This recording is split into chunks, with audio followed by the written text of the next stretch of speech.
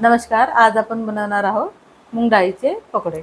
चला तर रेसिपीला सुरुवात करूया. 2 वाटे डाळ आहे, जवळजवळ 1 पाव पर्यंत येते ही. आता आपण याला स्वच्छ धुवून 4 तास भिजत ठेवूया.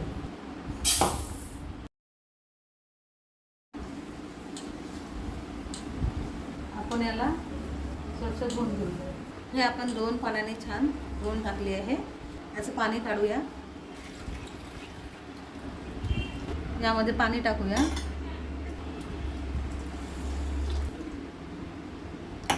आता आपण याला भिजत ठेवूया, झाकून ठेवूया.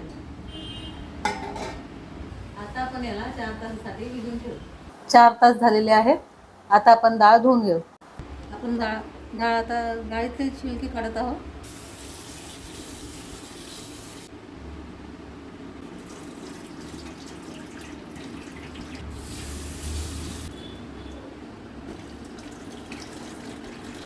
आता आपण पाणी निथळण्यासाठी टोपलीत टाकूया.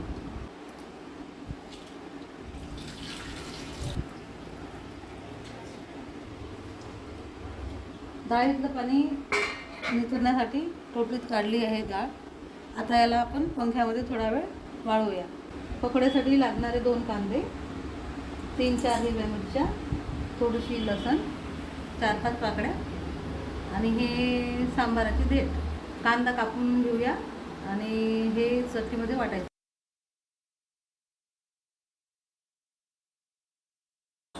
2 कांदे कापून घेतलेले आहे. डाळीसाठी 5 मिरच्या, लसूण पाकळ्या आणि सांबारची देठ डाळीमध्ये वाटून घेऊया.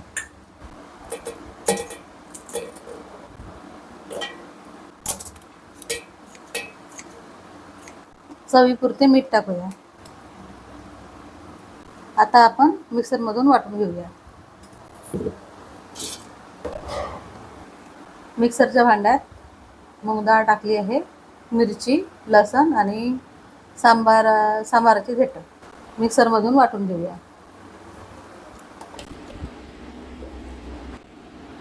गंजात काढत आहे मी. आता मी बाकीची डाळ वाटून घेते. उरलेली डाळ आपण मिक्सरमधून काढूया. आता आपण बाकीची डाळ गंजात ओतून घेऊ.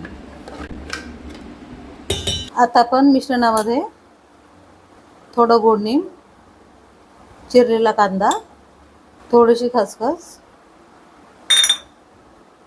थोडीशी अजवाईन, ओवा ज्याला म्हणतात, आणि कोथिंबीर, थोडीशी हळद.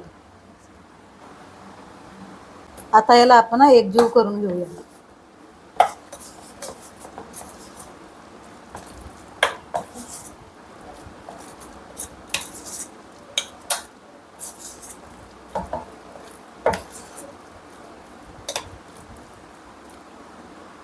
थोडं बेसन घालूया.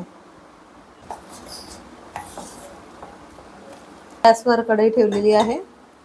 कढई गरम होत आहे. थोडं पाणी आहे ते पुसून घेऊ. आता आपण तेल टाकू.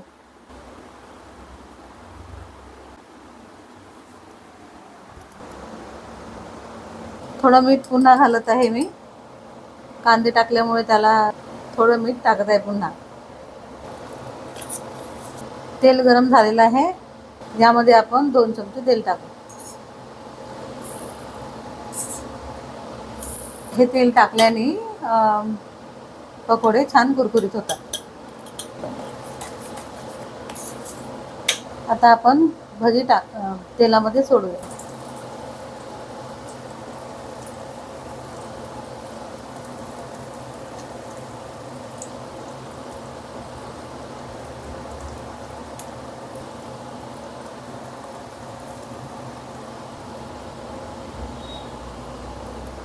पकोड्यासाठी गॅस थोडी मध्यमच ठेवायची.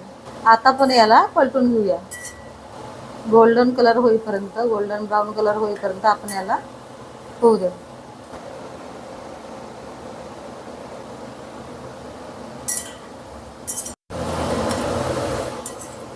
आता आपले पकोडे झालेले आहे. आपण प्लेटमध्ये काढून घेऊया.